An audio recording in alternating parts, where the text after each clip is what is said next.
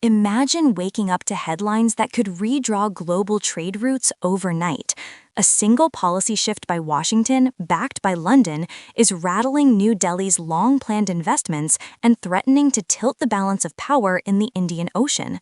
The global trade map has always been shaped by maritime choke points and the policies of superpowers. In 2025, a new development has set analysts abuzz. Former U.S. President Donald Trump, now back in the political spotlight, has unveiled a policy move affecting UK participation and Iranian port access that directly impacts India's strategic and economic interests. For years, India has sought to expand its influence in West and Central Asia, partly through its investments in key Iranian ports like Chabahar. These hubs are not only gateways for energy supplies, but also potential transit corridors to Afghanistan and Central Asia, bypassing rival Pakistan. Yet, Trump's latest stance, coordinated with the UK, threatens to complicate these plans. Though still under debate in policy circles, the proposed restrictions could limit financing, insurance, and logistical support for Indian shipments via Iranian ports. For India, which has carefully balanced its U.S. and Iranian relationships, the stakes could not be higher. For over a decade, India has been eyeing Iran's ports, especially Chabahar, as a strategic alternative to Pakistan's Gwadar port, which is backed by China. Chabahar has been central to India's ambitions to reach Afghanistan and Central Asia without relying on routes through Pakistan. Beyond trade, it is also a geopolitical counterweight to China's Belt and Road Initiative. This port project has always been vulnerable to international politics. The U.S.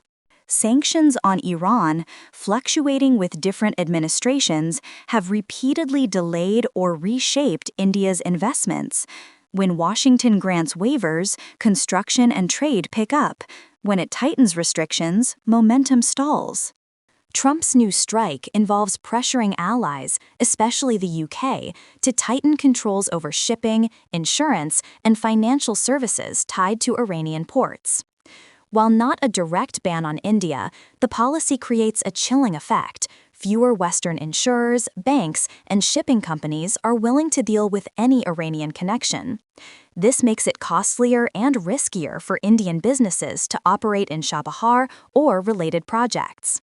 The UK's participation matters because London remains a hub for global maritime insurance and financial transactions. If British firms comply with US guidance, Indian shippers lose critical support. India is uniquely exposed. Unlike China, which relies on state-backed companies and its own insurance networks, India's private sector leans on Western finance and insurance. Even a subtle tightening of regulations can derail long-planned projects. Moreover, India has spent years cultivating Iran as a partner despite U.S. pressure, hoping that its strategic importance would eventually outweigh the political costs. The timing is also awkward. India is rolling out its middle corridor connectivity projects, and losing access or momentum at Iranian ports could push it to rely more heavily on expensive overland routes or politically sensitive alternatives. Trump's move also has wider implications for the Gulf and South Asia. For Iran, losing Indian participation in its ports weakens a vital economic lifeline. For Pakistan and China, it could be a strategic gain, as Gwadar becomes even more attractive by comparison. For the Gulf Arab states, it's another sign that Washington and London remain committed to isolating Tehran, even at the cost of unsettling partners like India. New Delhi is unlikely to simply abandon its projects. Instead, several countermoves are on the table. It could negotiate waivers by lobbying Washington and London for special exemptions, emphasizing the port's role in stabilizing Afghanistan and countering terrorism.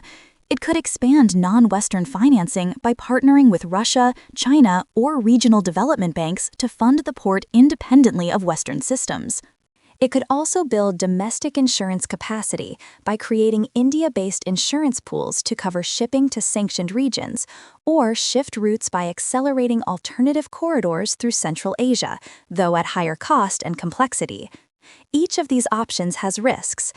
Aligning more closely with non-Western players could strain India's growing ties with the US, while giving up on Iran would mean ceding strategic ground to China and Pakistan. Trump's policy is not just about ports. It's about reasserting US leverage over global trade norms.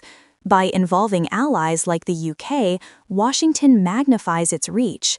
For countries like India, which seek strategic autonomy, this is a sobering reminder that global infrastructure ambitions can be undone by policy shifts thousands of miles away. The coming months will reveal whether Trump's new strike becomes a lasting policy or merely a negotiating tactic. For India, the challenge is not only economic but also diplomatic: how to preserve its hard-won foothold in Iran while maintaining warm ties with Washington and London. This episode underscores a larger reality of 21st century geopolitics.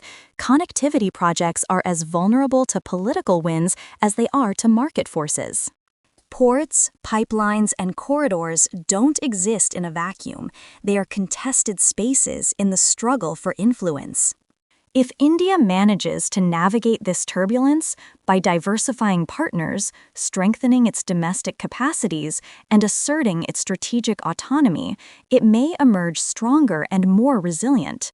If not, it risks seeing years of investment and diplomacy unravel. In the end, Trump's UK-Iran port policy is more than a headline about sanctions. It is a test of India's ability to chart an independent course in a world where even supposedly neutral infrastructure can become a battlefield of competing powers.